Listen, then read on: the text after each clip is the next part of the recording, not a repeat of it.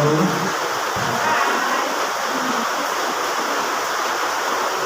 morning.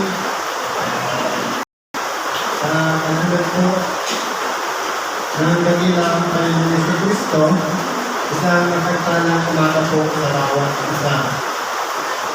Andito po tayo sa ikalawang bahagi na kung saan atin po binibigyan ng buhay ang mga sitas na ating paksa sa bawat gawain. Ang unang pong sitas, pero bago yun, sa mga baguhan ko, siguro, ngayon lang tayo nakarating dito. Pagpasok niyo pa lang po sa pintuan, tinitingnan na ng Diyos ang katapatan natin at ang lakas ng ating pananalig sapagkat walang po itong doktor, walang albularyo, walang nanagamo. Gumadali lang po ang pasyente dito, depende po sa lakas ng pananalig sa Diyos. Kaya kung malakas ang ating pananalig, ang ating karamdaman, kung taga, sabi sa Bicol, ito sa ipasamahan na Diyos. Ang ating mga sarili, ng sa ganon, bahala ng Diyos kung tayo po ay pagagalingin. Kung tayo nagkasala, patatawarin tayo ng ating mga kasalanan. Ang sitas po, ganito ang pagkasabi. At nang siya'y kanilang nasuntungan sa kabilang ibayo ng dagat, ay kanilang sinabi sa kanila, kami, kailan ka dumating dito? Ito po yung mga panahon ng ating dakilang Panginoon, nagsimula na ng kanyang ministeryo. Napuntaga, ang una niyang ginawa, ipangaral ang kaharian ng Diyos. Sa madaling salita, tinuturo niya kung paano ang tao mabuhay na pinagkaharian ng Diyos. Ibig sabihin, kung dati malaya natin nagagawa ang kung ano-anong bagay ayon sa layaw o hilig ng ating kita ng laman, ngayon, kapag pinagkaharian na tayo ng Diyos, ibig sabihin, kontrolado na. Meron ng disiplina sa sarili na nag-iingat na tayo na gumawa ng masama. Kumbaga, iniiwasan na natin yung gumawa ng masama, ang ginagawa na natin kung pinagkaharian tayo ng Diyos, ang gumawa ng mabuti sa kapwa sa pamamagitan ng pag-ibig sa kapwa. Ibig sabihin, kung dati magagalitin tayo, madali tayo mainis sa kapwa, kapag pinagaharian tayo ng Diyos, kahit naaway pa yan, ipanalangin pa rin natin sila. Marahil, kung maliwanag ang ating pag-iisip, magagawa natin ipanalangin sila. Pero kung nasa kadiliman tayo, hindi natin magagawang ipanalangin sila, kundi mas naiinis pa tayo sa kanila. Kumbaga, kung alam natin yung mabuti, huwag na natin gawin yung masama. Kaya kung nililibag tayo, ipanalangin natin sila, nang sa gayon magliwanag ang kanilang pag-iisip para hindi na tayo libakin. Ganun po yung ibig sabihin nun. Ano pag sabi dito? Kaya kung titignan po natin, hinahanap ang ating dakilang Panginoon, hindi dahil doon sa salita ng Diyos, kundi dahil doon sa mga himala na ginawa niya, nagparaling ng karamdaman, nagpakain ng mga tao, at marami ang nanapusog. Yun ang pinakadahilan kaya siya hinahanap. Pero ang sabi ng ating dakilang Panginoon, sinagot sila ni Jesus at sinabi, katotohanan, sinasabi ko sa inyo, ako'y inyong hinahanap, hindi dahil sa nangakitang nangatanda, kundi dahil sa kayo'y nagsikain ng tinapay at kayo'y nanatutog. Kaya yung mga tao na napaligid sa ating dakilang Panginoon, hinahanap siya, hindi lang para doon sa natatandang ginawa niya, ngayong bulat, nakakita, yung pipi, nakakagsalita, yung bingi, nakarinig, at nagbuhay ng mga patay. Hindi po yun ang dahilan kaya siya hinahanap. Kundi yung benepisyong tinanggap ng mga tao nasa paligid ng ating dakilang Panginoon. Nung siya'y nagpakain na sila ay nakinabang na busog ang kanilang tiyan. Kaya yun po yung pinakadahilan kaya nila hinahanap ang ating dakilang Panginoon. Ngayon, umiugnay natin sa ating sarili. Ano ba ang pinaka-purpose natin? Bakit tayo nandito? Para lang makuhain? Para lang ba magpagamot? O para lang tumupad ng tungkulin natin sinumpa? Kung tayo po, ipapriority natin ang salita ng Diyos, doon po mabubuksan ang ating mga kaisipan. At ito po yung pinaka-importante, yung Ebanghelyo. na ating pinapakinggan sapagkat pwede natin siya magamit sa ating pang-araw-araw na pakikibaka ng buhay. Lalong-lalo na kung araw-araw kang nililibak at tinutuyak, nagkapit-bahay mo, o kaya sinisiraan ng kulit, magagamit po natin yung salita ng Diyos na mag-control ng sarili upang hindi tayo makaganti ng masama sa kanila. Ito na po yung salita ng Diyos na ating pinapakinggan. Kapag minsan, ini-ignore natin. Pero sa panahon ngayon, halimbawa, hindi ka nakapagsimba. Pagkatapos nagpunta mo ng lunduyan, bakit kaya may simba doon? Ang gusto ko lang naman magpagamot, hindi ka ngayon makakalitas. Kailangan mong tanggapin ang salita ng Diyos kapag yan nanahan sa puso natin. Hahanapin niya yung diferensya ng katawan mo para pagalingin ka. Salita ng Diyos ang magpapagaling sa ating mga karamdaman. Yan po ang katotohanan niyan. Yan po yung tinatawag na karamdaman spiritual. Nagkulang tayo sa pagsunod sa kalooban ng Diyos na kung ipinangingilin ang Sabat, dapat paglaanan naman natin once a week magsimba. Yan po yung importante. Inagkasalat tayo, hindi natin nagawa. Kaya bibigyan ka ngayon ng karamdaman. Pinamahal tayo ng anak. Sabi nga, itinuturing niyang anak ang isang itinuturing ng magulang na minamahal na ang kanyang anak na pinaparamdam niya yung palong katulad ng pagmamahal ng ama sa kanyang anak. Kapag nagkakamali na, lumalabas na sa kalooban ng anak, pinaparamdam yung palong. Kaya yung karamdaman, parte lang po yan ng palong.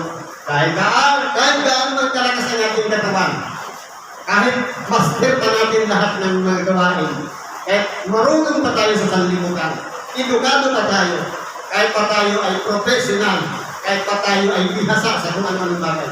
Kapag ginalaw ng kaunti ang katawan at nagkaroon ng karamdaman, doon natin nasasabi, Diyos ko po, wala na tayong ibang malapitan, siya na lang.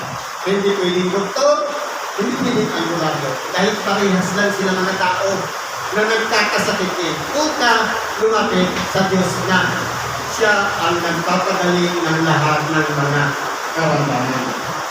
Sabi dito, magsigawa kayo hindi dahil sa pagkain na matalis, kundi dahil sa pagkain tumatagal sa buhay na walang hanggan, na ibibigay sa inyo ng anak ng tao sapagkat siya ay tinataka ng Ama sa makatuwid bagay ng Diyos. Dito po, tinuturo sa atin, ano ba ang dapat natin gawin? Hindi dapat doon lang sa mga nakukuha natin beneficio na tayo yung nabubusog. Kapag pumunta ko ng lunduyan, libre naman ang pagkain na nabubusog ako. Ibig sabihin, hindi lang doon nakatubos, kundi sa pagkain hindi napapanis. Walang iba, salita ng Diyos. Bakit? Sabi ng ating dakilang Panginoon, nungtot sensya ng Diablo. Sabi ng Diablo, kung ikaw ang anak ng Diyos, gawin mong tinapay ang batong ito. Siyempre, kung susundin nyo ng ating dakilang Panginoon, under siya sa Satanas. Ang ginawa niya, nasusulat. Hindi lamang sa tinapay na bubuhay ang tao, kundi sa bawat salitang lumalabas sa bibig ng Diyos. Ibig sabihin, parte pala ng pagkabuhay natin ang kumain ng 3 ulit sa maghapon. Ang pagkain, material, na yung sinasain natin, nilulutot natin. Pero sabi din na natin kailangan, kundi sa bawat salitang lumalabas sa bibig ng Diyos. Ibig sabihin, kailangan din natin ang salita ng Diyos para pakainin yung ating nag-iisang kaluluwa. Nanaririyan, nanghihina, minsan puro na problema, puro pag-alala, pagkabalisa. Kapag yan pinakain natin ang salita ng Diyos, nakaka-relax siya, nakakapag-isip siya ng tama. Puro solusyon ang iniisip, hindi problema. Kasi kung iisipin mo problema, halimbawa may karamdaman ka, iisipin mo yung karamdaman mo, halimbawa sakit sa ulo, o sakit sa tiyan. Isipin mo sakit sa tiyan, maghapon kang tayo isip niya, wala akong mangyayari. Ang ituturo sa iyo ng ating dakilang solusyon. Kumuha ka ng dahon ng serpente, babad mo sa tubig, inumin mo. Mawawala na yung sakit niya dyan. Ibig sabihin, tuturuan ka ng Diyos kapag siya'y manahan sa ating mga puso. Kaya, ang salita ng Diyos, gawin natin priority sa ating buhay. Sinabi nga nila sa Kanya, ano ang kinakailangan natin gawin upang ang magawa ang mga gawa ng Diyos? Palagay natin, tanong natin, ano ba ang mga dapat natin gawin masunod natin ang kalooban ng Diyos. Bagat sa Jesus, kanila sinabi, ito ang gawa ng Diyos na inyong sampalatayanan niya ang kanyang sinuko. Sinabi nga nila sa kanya, ano ang inyong ginagawa na pinagkatanda upang aming nakita at sampalatayanan ka namin? Ano ang ginagawa mo? Kayo kung dito meron silang argument mo. Ang sabi ng ating nakilang Panginoon, ang gawa ng Diyos ang dapat sampalatayanan. Walang iba yung pagsuko sa bukod na anak ng Diyos. Walang pa natin nakilang Panginoon na dapat sampalatayanan natin. Ibig sabihin, maniwala tayo sa kanila, ay sa kanya. Manalig tayo sa kanya ng oo, 100%. Halimbawa, ay naramdaman tayo. Kung nananalig ka sa ating dakilang Panginoon na paragalingin ka, dapat hindi lang 50%, hindi lang 40 o 60 o 80. Ibuhos natin. Kahit anong gawin natin inom ng mga herbal, mga synthetic na gamot, kapag wala po ang pagkaloob ng pagpapagaling ng Diyos, useless. Pero kahit hindi ka uminom ng mga synthetic na gamot o herbal man, kapag malakas ang pananalig ko, nanalangin ka lang yung tubig na hawak-hawak mo, hindi mo gagaling ka na. Dahil po yan sa pananalig. Kaya po, kung malakas ang pananalig, instant po ang paggaling. Hindi po sukatan ang pera, hindi sukatan yung proseso. Kahit sabihin mo, upirahan ka ba? O kahit anong gawin sa'yo, kung hindi kalooban ng Diyos na pagalingin ang ating karamdaman, hindi po tayo gagaling. Kaya po, dapat sampalatayanan natin ang ating dakilang Panginoong Jesucristo. Sa Kanya lang tayo manalig, maniwala, at ipagkatiwala natin ang ating sarili. Surrender ourselves to the Lord. Dapat ipagkatiwala natin ng buo. Diyos ko po, sabi nga ng panalangin ng isang hindi na kaya ng lunas ng Dr. Material. Simple lang ang panalangin. Panginoon, kung ito na ang nakatakip sa buhay ko na hanggang dito na lang po ako, ipagkakatiwala ko na po sa'yo. Pero kapag sa kalooban mo sinasabi mo yun, pero sabihin mo, mangyari ang iyong kalooban. Kung kalooban ng Diyos na pagagaling ka, gagawa mo siya ng paraan para ituro sa iyo ang pamanaran para gumaling ang iyong karamdaman. Ganyan po. Mahal ba din po siya? Ngayon, sabi ng mga nakataligid sa akin, ano ang ginagawa? Ano ba ang mga hinahanap nilang prueba na ginagawa ng ating dakilang Panginoon? Sabi nito, nagsikay na namin mga magulang ng mana sa ila, gaya ng nasusulat, tinapay na galing sa langit ng sa kinilay at yung pinakain. Kaya, kumbaga, yung mga Hudyo na nakataligid sa ating dakilang Panginoon, pinalikan nila ang mga nangyari ng panahon ni Moises. Na yung mga tao noon na sumusunod sa ating dakilang sa Panginoong Diyos at sa pamamagitan ni Moises, kumbaga, kung sila'y tumawid na mula noon galing sila ng Egypto papunta doon sa lupang pangako, doon pa lang sa daan, at ang araw, meron silang ulap. Kapag gabi, meron silang parang paliging apoy na tumatanglaw para makita nila ang daan. Patuloy silang nakalakad. Kapag sila'y nabubutom, pinapadalan sila ng Diyos ng mga mana. Na yung mana na yun, kapag sinabi ng Diyos na kumuha kayo ng ayon ng sa inyong kakailanganin ngayon. Ang ginagawa ng mga Hudyo, yung tapat sa Diyos, kumukuha ng kung ayon ng sa sinabi. Yung iba, nagre-reserva para mamaya. Anong nangyayari? Kapag pinubuksan nila yung itinabi nila, may mga uod na bulot na. Dahil po sa paglaban. Kaya kung ano yung sabi ng Diyos, dapat sundin lang. Nung sinabi ng Diyos na, sige, kumuha kayo ngayon at para bukas. Kaya, nung nilipit nila yung, kinain nila yung ngayon, yung para bukas, itinabi nila, hindi sila sila. Kasi, alam ng Diyos, yung ipapadala niya sa pag na kukusuruhin ng tao na hindi siya makisira. Kaya, yun ang natira ng mga tao, yung galing sa langit. Anong sabi ng ating dakilang Panginoon? Sinabi sa kanila ni Jesus, katotohanan sinasabi ko sa inyo, hindi si Moises ang nagbigay sa inyo ng tinapay na galing sa langit, kundi ang aking Ama na nagbigay sa inyo ng tunay na tinapay na galing sa langit. Ibig sabihin, ito pala yung mula sa Diyos. Ngayon, sabi dito, tinapay ng Diyos ay ang bumababa mula sa langit at nagbibigay buhay sa sanlibutan. Ito nga po yung pinapaliwanag ng ating dakilang Panginoon. Ang tinapay ng Diyos na bumababa mula sa langit dapat nagbibigay buhay. Ibig sabihin, hindi yung kapakinabangan lang ng tiyan na after 4 hours, gutom na naman tayo ulit. Kundi, yung pagkain hanggang panghabang buhay. Dahil po, ang salita ng Diyos, panghabang buhay. Mawala man ang sanlibutan, mawala man ang ating buhay. Kapag tayo'y namatay na, ang salita ng Diyos nananatili hanggang sa ikalawang buhay. Ibig sabihin, kapag ipinagkalag na muli sa atin ay mabuhay naman ulit sa mga patay, andun pa rin yung salita ng Diyos, hindi siya mawawala. Kaya ang itinuturo sa atin ng ating dakilang Panginoon, yung mag-focus tayo doon sa mga pangmatagalan. Hindi yung ngayon lang. Halimbawa, kung kayo ay nagsisiyasa sa buhay namin na ito, kayo ang kahabag-habag. Halimbawa, ang inaasahan lang natin yung kakainan natin bukas, sa makalawa, sa isang linggo, kami ang pinakakahabag-habag. Ano ang dapat natin?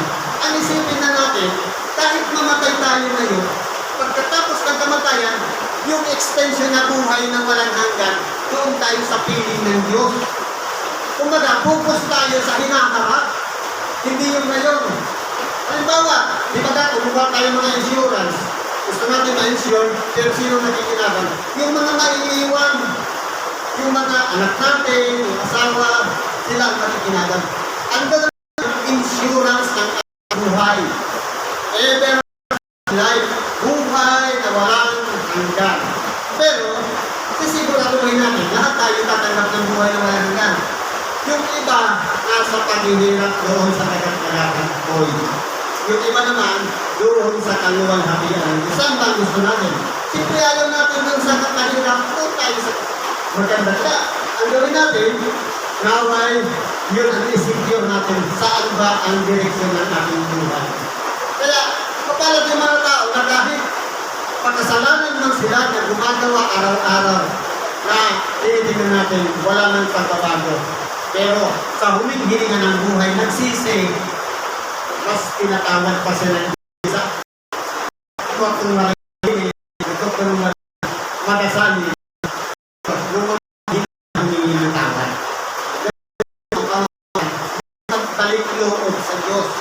Yun po yung importante. Hindi lang yung karamdaman na gawin natin batayan para tayo'y mapatawad ng Diyos. Kundi naway, kung nakilala natin si Kristo, nag-iingat na tayo na huwag nang makabalik doon sa dati nating ginagawa. Ano na sabi nito? Sapagkat ang tinapay ng Diyos ay ang bumababa mula sa langit at nagbibigay buhay sa sanlibutan. Sa kanya ay kanilang sinabi, Panginoon, bigyan mo kami palagi ng tinapay nito. Sa kanya sinabi ni Jesus, ako ang tinapay ng kabuhayan, ang lumalapit sa akin ay hindi maggutom. At ang sumasampalatay sa akin kailanman ay di mauuhaw. Hindi po natin makita ang ating dakilang. Paano tayo lalapit sa Kanya? Tawagan natin siya. Hindi na tayo magugutom. At sampalatayan natin siya. Simple lang naman, lumapit tayo sa Kanya. Paano natin siya lalapitan? Siya yung salita ng Diyos. Kapag tinanggap natin ang salita ng Diyos, hindi na tayo magugutom. At sinampalatayanan pa natin yung mga sinabi ng ating dakilang Panginoon, hindi na tayo magugutom. Ano pa ang kulang? Gagawin na lang natin. Isa lang ang sinasabi ng ating dakilang Panginoon sa lahat ng kanyang mga salita. Follow after me. Sumunod ka sa akin. Yan ang sinabi ng ating dakilang Panginoon. Kaya, ito na yung paraan, sa panahon na kinakailangan na natin sumunod sa kalooban ng Diyos upang sa ganun pangunahan tayo ng kanyang katangalan. Hanggang dito na lang po ang pakikibahagi natin sa oras na ito. Salamat po sa Diyos at ano man ang ating kahilingan tayo. Ipagkatiwala natin sa Diyos at pagkagalingin po yan sa pangalan ng dakilang Panginoon. Salamat at kapagpalang araw. Salamat.